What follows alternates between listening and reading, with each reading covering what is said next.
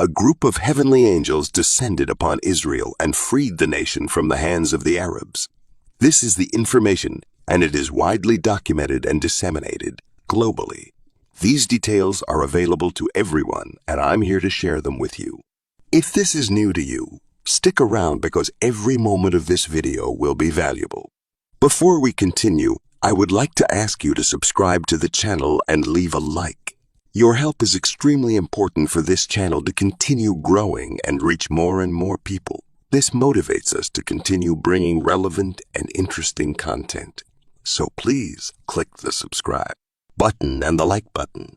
Reiterating the information, an army of heavenly angels sent by God descended upon Israel and assured the victory of the Israelite people, freeing them from the hands of the Arab people. This occurred in 1973 during the conflict between Israel and Arab countries. Currently, testimonies claim that mysterious lights are appearing in the skies over Israel, which are not attributed to drones, planes, or missiles. This creates a conundrum that intrigues many. In 1973, the confrontation known as the Battle of Yom Kippur took place. At this time, Israel was caught off guard by a joint invasion of Syria and Egypt. Egypt launched an offensive through the Suez Canal, while Syrian forces advanced through the Golan Peninsula. Israel faced a huge disadvantage in that scenario, with only 3 tanks available. On the other hand, the Arab forces had hundreds of tanks at their disposal. What happened when the enemy tanks approached the 3 Israeli tanks is truly remarkable. Suddenly, they stopped their advance and retreated, leaving everyone perplexed. If these Arab tanks had faced Israel's few tanks, history might have taken a very different turn, and Israel might not exist today. However, as they approached, they witnessed an extraordinary celestial phenomenon. An army of angels descended from the heavens onto the Israeli tanks, and clear divine intervention caused them to retreat. Later, the Syrian army commander admitted that they felt God ordered the stop. He confessed that when they saw the 3 Israeli tanks, they believed they were on the verge of victory, but the sight of what happened in the skies left them with no alternative but to retreat. This is often considered a testimony to the divine presence and assistance to Israel at that critical time. In December 2016, something similar happened to the Israelis in the same region during a week of conflict with Syria. A large dust cloud that brought with it a storm ended up appearing unexpectedly on the borders of the Golan Heights and created an immense barrier that hid the Israeli army from its opponents. The phenomenon surprised soldiers and even the mainstream media, such the British newspaper called it the episode God's Divine Intervention. Note that all these events that we show here involving Israel are not mere coincidences, but are real proof that God has never changed, as his protection has continued over all these years over Jacob's descendants. As Malachi says, chapter 3, verse 6, according to belief, Israel is a people chosen by God, and the Bible states that the archangel Michael is the protector of Israel, fighting on behalf of these people.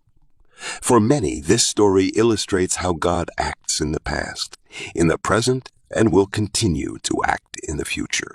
There are reports of sightings of mysterious lights in the skies of Israel, which some people believe are manifestations of God's angels. In an upcoming video, we will examine this intriguing phenomenon in more detail. It is a demonstration of God's love for Israel, even though this country is small compared to other nations, as it is considered special by him.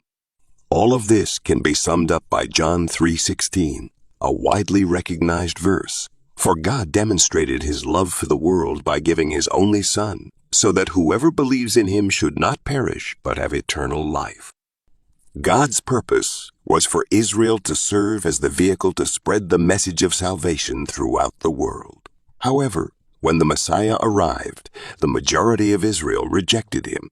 Jesus initially came to Israel, but expressed his grief, saying, "Jerusalem, Jerusalem, you kill the prophets and stone those who are sent to you. How often have I wanted to gather your children together, as a hen gathers your children together, as a hen gathers her chicks under her wings, and you didn't want it. He came to Israel with the purpose that Israel could be a vehicle to spread his message throughout the world, but for the most part, Israel did not accept him. However, the children of Israel remain in God's love, and the day will come when they will recognize Jesus as the Messiah. When that day comes to fruition, each individual will see him when he returns pour his blessings upon your life abundantly. But you may be wondering why the preservation of these people is considered a fulfillment of one of the greatest signs of the end. In the book of Zechariah, chapters 9 to 11, the prophet predicted hundreds of years ago that Jesus Christ would come to earth, enter Jerusalem humbly, as he did, riding on a donkey, and ultimately be rejected by his people, as in fact it happened. However, in the book of Hebrews, chapter 9, verse 28, the Apostle Paul tells us that in the future, in his second coming, Christ will return to take his church and defeat the enemy of our souls during a great conflict involving Israel. And then, everyone who had rejected him, from the Jew to the greatest skeptic, will recognize that Jesus Christ is Lord. If you really like this video, subscribe to our channel and leave a like, and turn on the notification bell. Until the next video, to the Mount of Olives, may God give.